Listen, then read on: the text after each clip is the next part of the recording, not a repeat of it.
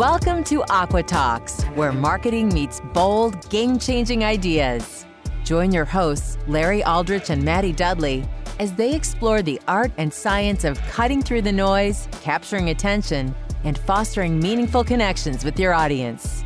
Whether you're a destination marketer, government contractor, or simply passionate about the transformative power of marketing, Aqua Talks offers engaging discussions, fresh insights, and actionable strategies designed to inspire and inform.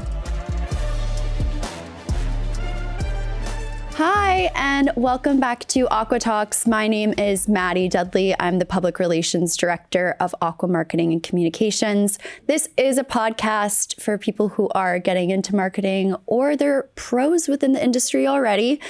This is a podcast brought to you by Brensis Technology, LLC. And as always, I am joined by my co-host, Larry Aldrich. Hello, I'm Larry Aldrich, President and CEO of Aqua Marketing and Communications and Brensis Technology, LLC. Today, we're joined with a guest, Brandon Nickerson, Director of Federal Business Development with Sinclair Inc. Hello, Brandon. How are you? And thank you for joining us today. Hey, Larry. It's great to see you again. It's great to see your team, Maddie, everyone else. Looking forward to our conversation. Yeah, so are we. Thank you. Again, Brandon, I'm sorry. My son's name is Brennan, and I keep trying to combine both of them every time I talk. So, we want to start this off a little bit with you before we get into a little bit about your background, who you're with and what you do. Let's talk about a trend or some industry news, anything you choose, anything top of mind that you want to bring up. Great. Well, I think starting off with, what's happening right now in terms of FY26 budget priorities and spending priorities. We've been really looking into the nuances of, the FY26 spending priorities across the federal government, trying to track to see what are the big ticket items, the things that the administration, the federal government's looking to prioritize this year. One of the things that we've been looking at over the last couple of weeks, maybe a month or so, is some of the priorities for the DoD and specific targeting for recruitment and retention for, cadets and enlistment, as well as not only, like the war fighters, but also for the general build out of the workforce around these communities in these areas, specifically for manufacturing, robotics, AI, drone technology, all the new careers of the future that we're obviously it's, very important for our organization to work with those agencies, but also for the greater role for our military and for our country as a whole to prioritize these industries of the future. We've definitely seen some priorities in AI, robotics technology, and we're really excited to try to find a way to work with both the military as well as universities, community colleges, tech schools to really help the military meet their kind of goals for recruitment, but also really help drive recruitment for kids, in these new areas of the workforce in the 22nd century coming up. That's awesome. I love that. Yeah, and before we jump into a little bit more of a conversation, this is my my stupid joke moment. And I brought this up with Maddie earlier. So I'm going to ask you now, especially after you talked a little bit about your initiatives, your trends, what you're looking at. It's a question. Do you know who Skynet is? I do. And I do think about that from time to time. As a kid, I was very obsessed about that movie, specifically of the scene where they're at the gas station and she's digging the weapons out of the ground. So yes, I'm familiar with that. And it is definitely something that I think about from time to time. My parents live in Vermont. Very secluded area, which I'm like, if everything ever happened, I would try to get up there, but it would be, tough driving a car on 95 during a global problem. So yeah, that was an inside joke because I asked Maddie earlier today if she knew who Skynet was, and she thought it was a jet company. NetJets. Have you heard of NetJets? I've got, yes. I haven't used it before. I'm a little bit out of my price range, but maybe I'll win the lottery one day and I'll sample their offerings. Well, please invite us when that happens. We're going to Vermont. Yeah, Vermont. Where in Vermont? My parents live in Stowe. They've been up there for about 15 or 20 years. My father worked in the ski industry his whole life, and they moved from New Jersey, where I grew up, to Vermont when I graduated college and my brother graduated high school. And we still try to go up there once a year to visit family, go skiing. Ben & Jerry's is down the street. Nice. Beautiful town. Lots of fun things to do. And it's really nice now that I have a 3-year-old daughter that I get to try to get her to experience all the stuff that I grew up with. Oh, I love fishing, that. just being outside, hiking, all that kind of stuff. So, All right. It's the perfect place to do it. So back to business, back to work. We got to go to work now. Yes, of course. So back to Skynet. Important things. the important things, yes. So Brandon, give us a little bit about your background, who Sinclair is, your role at Sinclair, and your role within the larger organization. Great, sure. So I've been at Sinclair for about 4 years. Most of my career has been here in Washington, D.C. I think I moved down here in 2009 or 2010 after unfortunately getting laid off in the financial crisis in New York. My first job in New York was working for a financial publication, and just kind of bad timing to work in financial services in 2008 and 2009. So I had always an interest in Middle East foreign policy and economic development, international development. And I was taking Arabic at NYU and Baruch College in New York City. Oh, wow. And when I got let go of my job in New York, I told myself that I needed to move to DC and get involved. My passion was and still is Middle East foreign policy, history, etc. Wow. So I, at 25, started over, moved down to DC, interned on the Hill. It took about a year and a half to get my first job down here. And then kind of over the last, 10 or 15 years, really have kind of weaved in between foreign policy, international development, federal business development, spent a lot of time overseas, Middle East, Africa, and really just kind of bootstrapped and worked my way up around this area, Chamber of Commerce, some consulting companies, and then had a great opportunity with Sinclair to work with them within their new federal business development practice, starting in 2022, which is 4 years, and it seems like yesterday. And within the current role, and a role that has grown over the last 4 years, currently Director of Free State Strategic Services, which is Sinclair's state, local, and federal business development unit.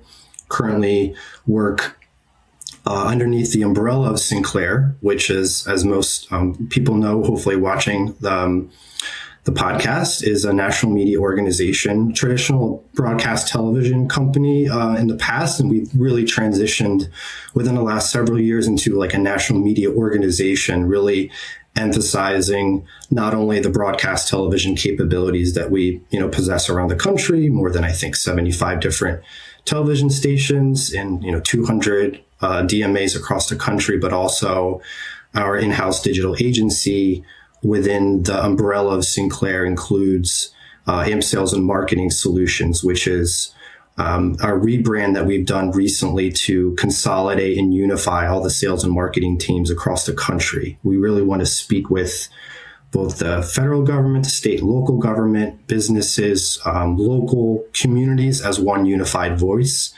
And I think that's really been helpful with us getting out our message, how we can help people, how we can help our clients reach their target audiences, how we can help communicate goals, help agencies meet their missions. It is a big organization, but at the end of the day, it's a local driven organization. We really exemplify the best of our local communities. We've got some really unique offerings that we can talk about later, including sports, audio, podcasting on our own. Really cool initiatives coming up for this year. Quite excited about the World Cup and some of the things we're doing around there, if you guys like soccer. So just a really great organization to be a part of, and there's going to be a lot of opportunities for us in the coming year.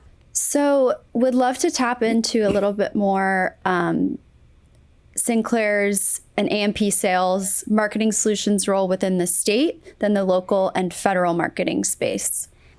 Sure, absolutely. So, I mean, at the state level, like I said before, we are a locally driven organization. And I think one of the things that benefits us well is the fact that local broadcasters still have a great voice to contribute to the communities, and they're trusted at the local level. And we really leverage our broadcast television stations at the local level. At state, county, city, we've done some really unique and cool things at the state level. We've, on our side, on this specific business unit, we've grown contract opportunities at the city and state level through what some might call QVL, a qualified vendor list, or multi-contract awards. Definitely something that we've seen in terms of a trend over the last few years, where city agencies, state agencies, county agencies are coming out with these contract vehicles to lock in multiple vendors for a longer, period of time rather than go on a one-off, RFP. And we were really excited. About 2 years ago, we were awarded a contract with the state of Washington Enterprise Services, a contract that has allowed us to work with several state agencies already, including the Washington Financial Institutions, the Washington State Office of Equity. We've worked with their emergency management department to help them recruit 9/11 operators. We were recently awarded a contract in Kansas through the Kansas Department of Administration. We've also been on several county contracts, worked a lot of law enforcement and local community affairs organizations, nonprofits. So state is definitely something that we're really, really excited about growing over the next few years. At the federal level, we're currently on a contract with both the U.S. Park Police and the U.S. Capitol Police to help them meet their recruitment goals for the new year. We're excited for future opportunities within that space. Last year, we were successful getting Sinclair on the GSA professional service schedule, which I personally was really happy about, and allows us to sell directly to the federal government on that schedule, and also kind of tracking all the new updates, which is a little pain point for myself personally, having to track all the federal procurement updates for some of these new things they're doing. But I guess summary is that, we are able to really connect and work across all markets, whether it's on a single voice campaign at the local level for a Salvation Army or nonprofit, all the way up to, targeted communication and outreach campaigns on behalf of the federal government and their clients. And it allows us to move interchangeably between one or the other with like a unified voice. Speaking of GSA, are you on the GSA Interact?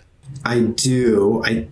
Interact is Interact, like the Interact is a site. Advantage or... Yeah, GSA Interact is a website. You go on, you register, and you can follow a lot of conversations. Pretty much all of the GSA schedules, whether it's Oasis, vets, whether it's your GSA mass schedule, professional services, you can, once you registered, you go on there and they have like a bunch of tiles that represent all of their GSA services, contracts. You just click join, and then there's that communication where everyone that's a part of that schedule or eventually about to be, whether it's Oasis plus service disabled, small business, 8A, or if it's a mass, you can just, it's almost like it's a communication tool, and you can get updated on what's coming out and be a part of the communication. It's very, very informative. So GSA Interact, I would highly suggest you go to that site, register, and follow that communication. And they send you a lot of emails also. Yes, I know I get a lot of emails from outreach for other contractors, but the GSA stuff is something that I personally have been trying to do some more of the trainings that they offer online and trying to track in terms of FAR compliance or help on subcontracting, reporting, et cetera. So they offer a lot of support. Help on this seems to be helpful. GSA offers a lot of support. It's really good to follow them as much as possible. So, what are some of the biggest challenges companies face in federal government marketing and advertising, and how does Sinclair help to overcome them? Yeah, I think one of the challenges is, I think, probably like a one-size-fits-all strategy that I think on the federal space, when opportunities are posted, it just terms of like a first mover advantage. As everyone kind of knows, the federal government has historically been slow to move and change with the times. Yeah. Mm-hmm. I'm interested to see what's happening recently with some of the transformations currently undertaking. Talk about GSA earlier with all the new AI tools and the new things that they're doing internally. I know the Army and other agencies are ramping up their AI internally. But I think at the end of the day, one of our core strengths and, how we can kind of help federal agencies overcome their problems is the local knowledge, like I said before, of what our local stations can contribute on the ground. At first, like I said, we're a local organization that's driven by our television teams, our marketing and sales teams that really understand the local context of what's happening, what their communities are facing, issues that are important, that work their way up to the state level and then at the federal level, rather than the other way around. So when our team is looking at an opportunity, we always start with our local teams. We're not reporting or not submitting an RFP to the federal government or state government without at first connecting with our local sales and AMP sales and operating teams on the local level to understand, what are you guys seeing? What are the things that your clients and your folks on the ground are talking about? We really emphasize that. I think one of the other things that really helps us, one of the unique kind of things that we've been working on is our implementation of AI on both our ability to make strategic recommendations on targeting for campaigns. So we can really get very, very granular in providing tailored strategies for our clients. So for example, for higher education, for a university community college, not only are we able to help a university or community college target within that specific DMA or zip code, but we can layer in specific custom audience segments to target kids who are interested in a specific program, whether it's an MBA, accounting, education, etc. Recently, this kind of weaves back into what we were discussing before about the DoD and some of these, technologies and programs of the future. Is we actually came out with a new custom audience segment over the last couple of weeks that's going to target specifically students who are interested in these careers in robotics, STEM, AI, augmented reality, etc. So we kind of use this sort of technology to help not only tailor our strategies, but also provide the optimization and the reporting on the back end in terms of monitoring impressions and making sure that we have a strong attribution that shows conversion for our clients and what they're looking for. So there's some really interesting tools that we use as an organization, and as a large national media company, we are at first technology company, which allows us to really get in front of the curve and really implement these solutions before a lot of other companies do. Are there any innovative solutions that you're allowed to talk about that Sinclair's bringing to the table in 2026? I think the custom audience segment was one that literally just came across my desk within the last 24 hours that we had talked about over the last couple weeks internally. That was based on some of the things that we've seen on grants.gov and sam.gov with new opportunities coming from the National Science Foundation, as well as the DoD had a specific cybersecurity apprenticeship program where they were trying to drive student enrollment within schools that were accredited to an NSA accreditation certification program for cryptology and other things. So what we kind of, after reading some of these NOFOs or RFIs online, we immediately jumped in trying to get in front of this, where we're trying to actually build this segment, and we're hoping to leverage that now with some of our current clients. We're currently working with South Texas College with their robotics program, and we're hoping that will lead to more opportunities for us to work with them on targeting kids for those programs. Another really great initiative that we're excited about for the year is America 250, Amazing America 250. So that's a nationwide campaign that we've recently launched that's going to be running all year. Multi-platform campaign. I wanted you to bring that up again, but thank you for bringing it up without me having to ask. No problem.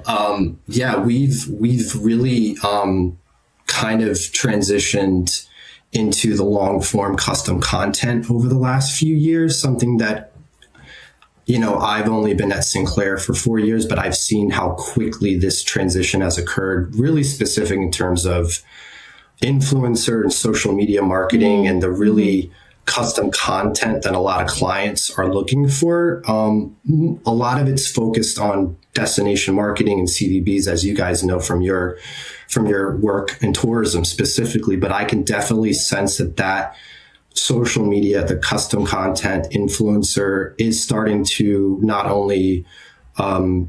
it's not only part of destination and travel marketing, but it's weaving its way into other areas too. So once again, this Amazing America 250 program, it's kind of our nationwide unifying sponsorship opportunity that we're launching across the country. And it's not only going to allow our company to leverage our local kind of broadcast messages, hometown heroes that we do at the local level. We're leveraging our lifestyle television networks across, I think, 27 different markets. But all of the broadcast assets, all of our digital assets, we're able to really shape and use all of our tools and solutions to really build a custom program across the country. And another kind of innovative thing, fun thing that I'm excited about is World Cup. As a huge soccer fan. If you guys are familiar with some of the podcasts that we do too, with Unfiltered Soccer, which is Landon Donovan and Tim Howard, we're going to be doing a whole series for the upcoming year for World Cup with different activation events throughout the country. And we recently did something during the NFL Super Bowl this last weekend in San Francisco. And I believe a couple months ago, we had a sponsorship with our Triple Option podcast, which is college football focused during the Army-Navy game. So we've been able to leverage some of these long form podcast, unique kind of solutions for most, events, sports related ones. And we're obviously going to be doing that for the coming year too. You shared a couple of your videos with me from your campaign that we were just speaking of. We work a lot with influence. You want to kind of give Maddie a little bit of an example and everyone else watching about that campaign? I know I can't give it any justice when I tried to explain it. And I know you have influencers and partners you work with all over the country, and their role in that is to... Can you take it from there before you give it more justice than I do? And I've seen the videos, but do you want to go into that a little bit? Yeah. So we've had the Amazing America content series that we've developed in-house after a lot of work by our teams, a great social media team internally to come out with these like custom series. And a lot of that, was, based on a lot of the great work that people have done throughout the company and putting something on paper to capture, opportunities within space. As we've seen these RFPs over the last few years really ask for more localized social media influencer based stuff. And we want to play with our strengths, which is telling stories and being local and connecting people with the things that are most important for them at the local level. The Amazing America's Let's See and Amazing Itineraries series that we put together, I think have been fantastic. I know we did something recently in West Palm Beach where we visited the Palm Beaches, Monte Carlo for Let's See, went around and sampled some of the best fares, and she went to a lot of great restaurants. Hunter from Amazing Itineraries had his own amazing sort of list of places that he visited to really draw attention to the great things that made the Palm Beaches unique. And we've done some stuff in the past in Tennessee and Reno as well. And it just lends itself to working, trying to create a very unique message with our clients versus, I guess, what we talked about initially in the beginning of our conversation with a one-size-fits-all strategy. At the end of the day, everything is so cut down now with the 15s and 30s that you have to be very specific in the messaging and the branding and the targeting. And I think this just lends ourselves better for that, because at the end of the day, it really allows us to be more unique and create, messages that are already impacting the local community on their own without, a large company sometimes not knowing about it unless it's local. So we kind of start local there, and we're transitioning now to this amazing America 250 program, which we're really excited about, and we're hoping to have some more original content coming out in the near future too for that. So you touched on influencers a bit, but would love to give you the floor to celebrate any recent campaign or any project you've worked on recently that you're very proud of. Sure. I mean, I'm really excited for what we've done as an organization over the last few years. I think we've done an amazing transition from within this new media landscape that really lends itself to the important things that we focus on, which we've definitely seen the trends, which is a baseline for attribution and monitoring campaign performance, digital first strategy now rather than traditional broadcast television. I'm really happy with the way that we've grown as an organization with working with our state and local partners. I think some of the contracts that we've won at the state level in Washington State, the great work we've done there, and we've done some great work with Army National Guard units across the country. We've had a successful campaign so far with the U.S. Park Police for some of their recruitment goals for park police officers.